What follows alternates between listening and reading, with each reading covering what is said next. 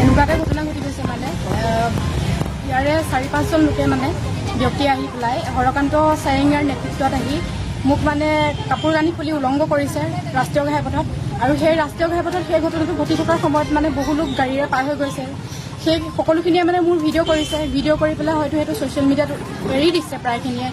গতিকে মই এই কথাখিনি যে মোক ইমান অপদস্থ কৰিলে, কাপোৰ কানি খুলি উলংঘ কৰি পেলাই এজনী মাইকী মানুহক ইমানখিনি যে অপদস্থ কৰিলে, তেওঁলোকে কি অধিকাৰত মোক এইখিনি কৰিলে আৰু যিখিনি ঘটনা ঘটি গ'ল মানে সেই কথাটোৱে মোক মানসিকভাৱে বহুত হতাশাত পেলাইছে। মানে মই মানসিকভাৱে একেবাৰে ভাগি পৰিছোঁ। তাৰ কাৰণে মই আৰক্ষী প্ৰশাসনৰ সহায় লৈছোঁ আৰু মই আশা কৰোঁ তেওঁলোকে মোক আইনী প্ৰক্ৰিয়াৰে যিখিনি মানে উচিত মানে ন্যায় যাতে দিয়ে তাৰ কাৰণে মই তেওঁলোকৰ সহায় বিচাৰিছোঁ।